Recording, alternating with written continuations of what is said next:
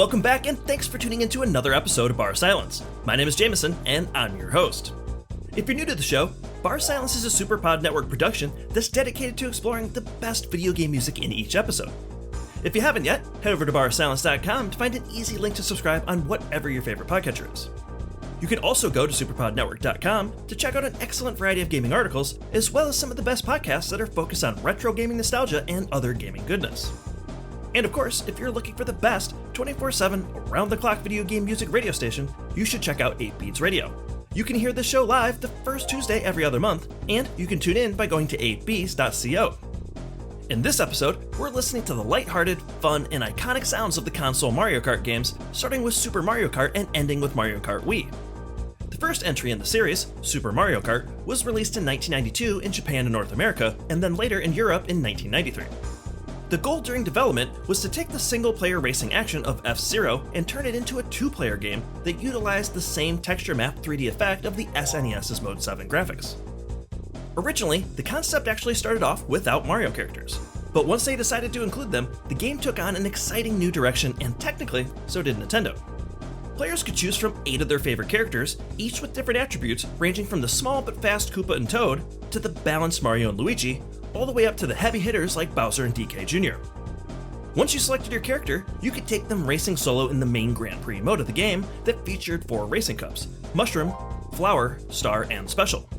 Each of these were playable at different speed classes, starting with the beginner level, 50cc, then the faster 100cc, and top drivers could take on the 150cc mode. The multiplayer modes for Super Mario Kart allowed 2 players to compete in standard races against one another, as well as the now iconic battle mode, where 2 players would enter an arena, each with 3 sphere-like balloons, and then try to pop each other's before they lost their own. Of course, this game's bright and bouncy soundtrack that set the tone for what Mario Kart sounded like was composed by none other than Soyo, who we've mentioned on the show before for her work in Pilot Wings. She also has credits composing for other SNES classics like SimCity, Super Mario All-Stars, and Wario's Woods. Now, I think the most important thing about Super Mario Kart wasn't just that it marked the beginning of a new series. It was actually a key moment in Nintendo's approach to the overall idea of a Mario universe. It showed that these characters could succeed in settings beyond the usual platforming adventures. Now, technically, Nintendo did test the waters with this before with Dr. Mario, but I think it was really Super Mario Kart that opened the floodgates for the creative spin-offs that we've all come to know so well. Unsurprisingly, this creative new direction was a massive hit with gamers. Super Mario Kart went on to sell over 8.7 million units, making it the 4th best-selling game on the Super Nintendo. Next, Nintendo made the leap to 3D gaming with the release of the Nintendo 64 in 1996.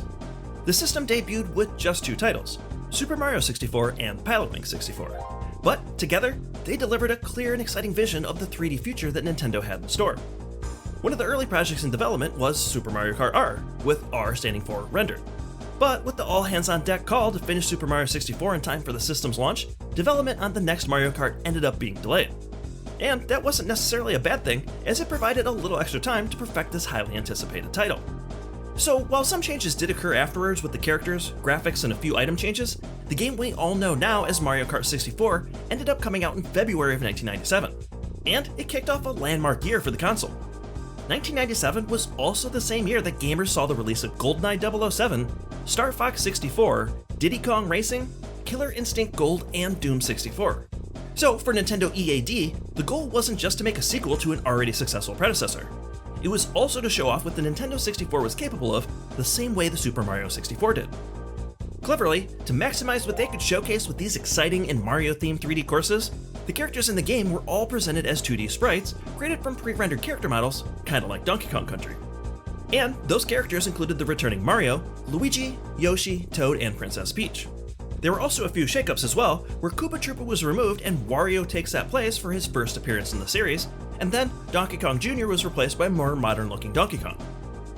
Mario Kart 64 continues the same 4-cup structure from the first game, but this time has 16 unique tracks.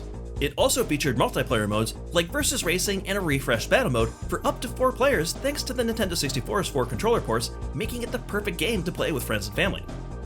Some of the largest changes to the gameplay included new racing mechanics, as well as new items that were designed to create some parity among players of different skill levels. The biggest of these is probably the evolution to the powerslide.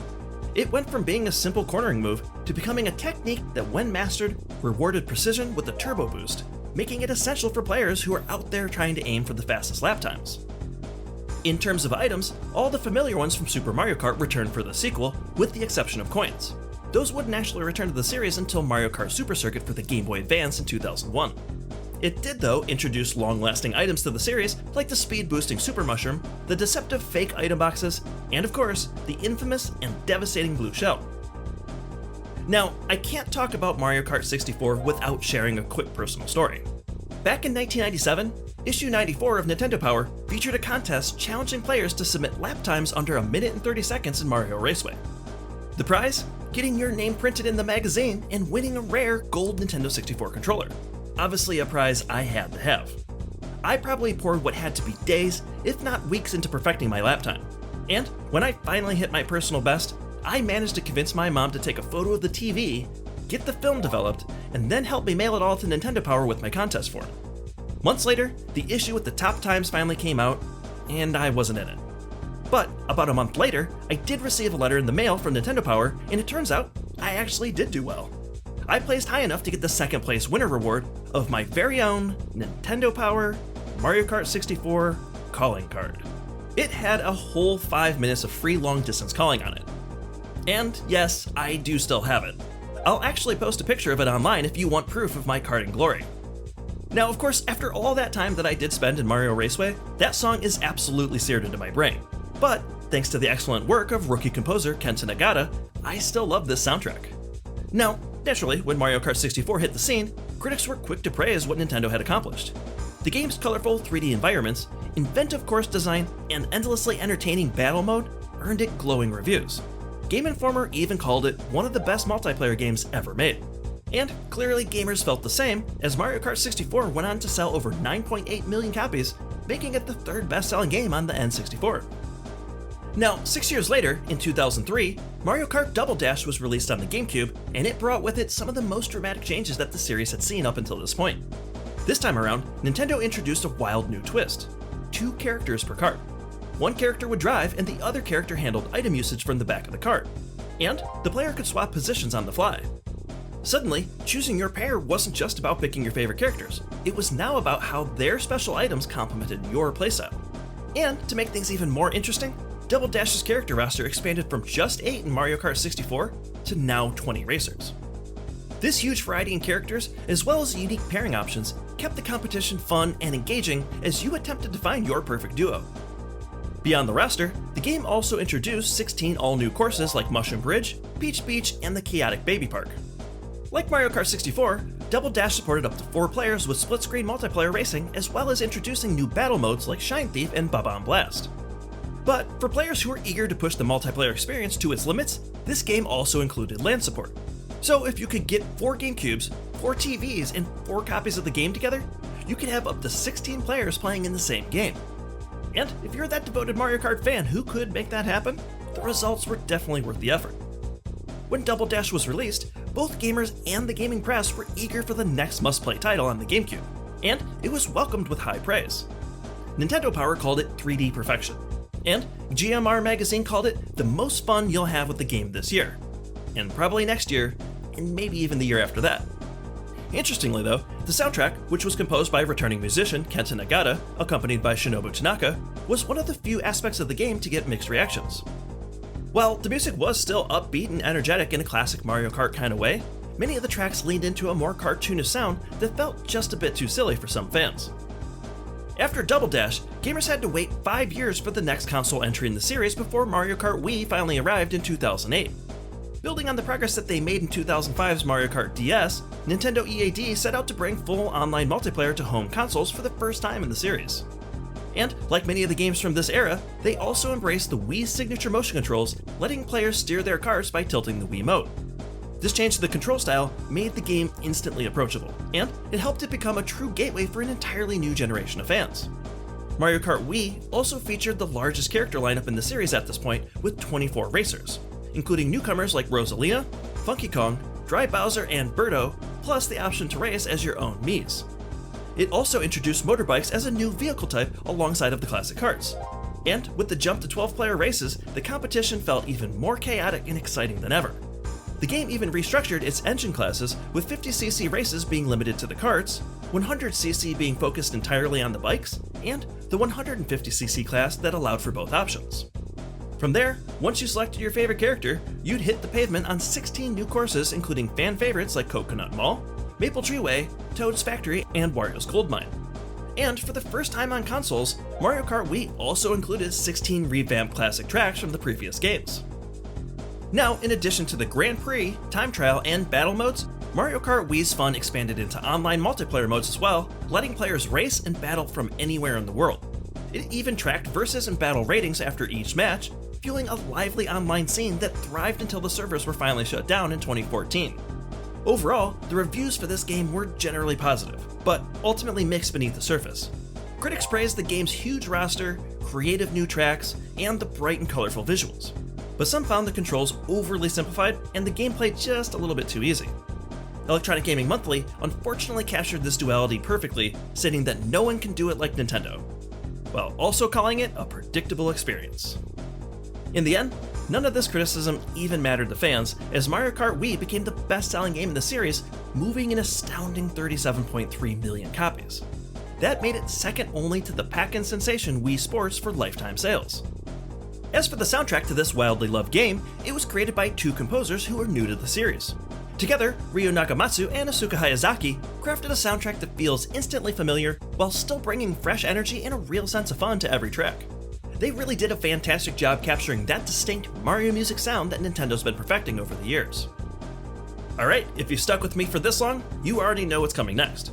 We're going to listen to a carefully crafted set of tracks from Super Mario Kart, Mario Kart 64, Mario Kart Double Dash, and Mario Kart Wii, in order, just like a Grand Prix Cup series of our own. I've handpicked over 30 tracks that capture the spirit of these games, and we're going to start with the plucky and fun charm of the Super Nintendo game. Then, we'll power slide our way into the lively N64 soundtrack with personal favorites like Koopa Troopa Beach, Toad's Turnpike, and of course, the iconic Rainbow Road. From there, we'll shift gears into a fantastic set of songs from Double Dash, including Sherbet Land and Peach Beach. And then finally, we're going to finish this Grand Prix with the bright and energetic soundtrack to Mario Kart Wii with favorites like Maple Treeway, DK Summit, and the excellent Daisy Circuit. And just to make this ride feel more like the real thing, I've loaded this playlist with sound effects from each of the games to complete that authentic blast from the past experience. Alright, time to hit that turbo boost off the starting line and get into this awesome Grand Prix tour of the music of Mario Kart. Let's go!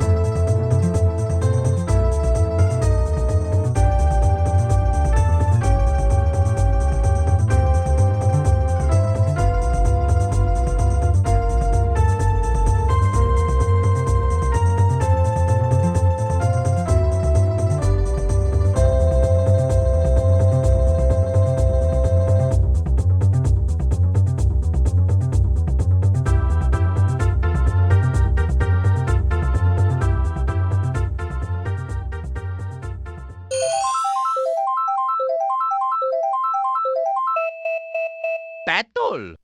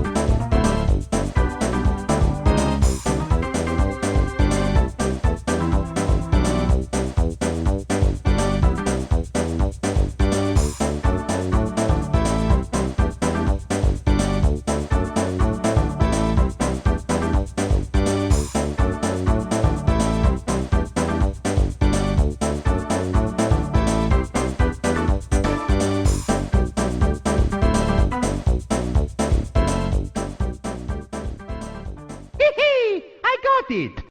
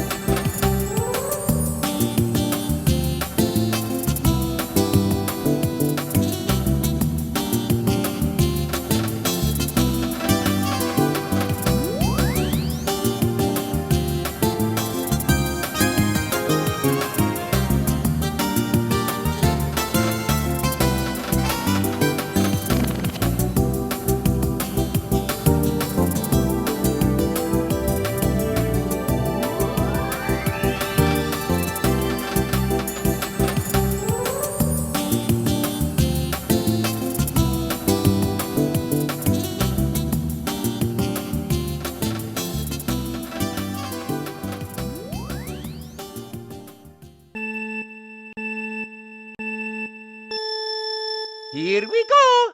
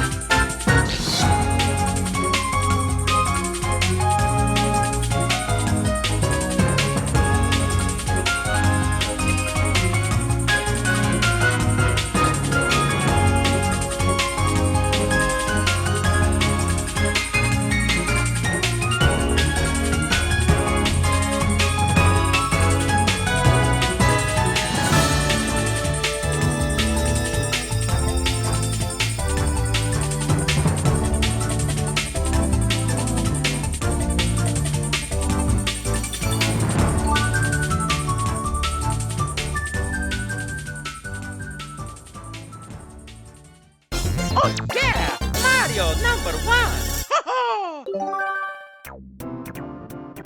Alright, that's the show. I hope you enjoyed this Super Mushroom Size Playlist style episode of the music from the Mario Kart games for the Super Nintendo, Nintendo 64, GameCube, and the Wii. If you want to interact with the show and tell me what you think about my selections in this episode, you can follow me on a variety of social media platforms. That includes Blue Sky, Threads, and Instagram. Following the show in those locations are exactly where you can find show updates, great screenshots, artwork, music clips, and various information about the games that are featured in each episode. Check the show notes to follow along on your favorite platform of choice. If you're enjoying the show's selection of incredibly great video game music, please consider taking a moment to leave a rating and review on Apple Podcasts, Pocket Casts, Overcast, YouTube, or wherever you're listening to this show, because I'd really love to hear what you think. Don't forget, you can go to barsilence.com to listen to past shows if you missed any, and of course, if you're feeling giving, you can always support barSILENCE on Patreon. For already subscribing, I want to thank the members of the Legion of VGM for supporting the show. Zoe, Alusa, Cameron, Reptile, and Poppy the Masked Eden, you superstars are the best, and I really hope you've enjoyed this episode. Now, if you want to join the pit crew and become a member of the Legion of VGM yourself, you can subscribe for as little or as much as you want. Be sure to check those show notes for a link to learn more. I would also like to thank friends of the show and Legion members Aaron of the excellent video game variety podcast Super Pod Saga, as well as Professor Tom of the Shujin Academy VGM Club. You can and should check out both of these shows wherever you get your podcasts, as well as on TerraPlayer.com. Alright, like always, I've got some excellent music to close out the show. We're going to listen to two songs called Select and Battle that come from the album called Mario Kart 64 on Club Circuit. The two songs we're going to hear rework and creatively remix the character select and battle mode theme songs and have this awesome, grooving, and fun 90s type of energy to them, all thanks to composer Kenta Nagata. If you've got time to seek this one out, I feel like you should. It's definitely worth a listen. Anyway, that's all for now. Enjoy these final tunes, and as always, thanks again for listening, and I'll see you guys next time.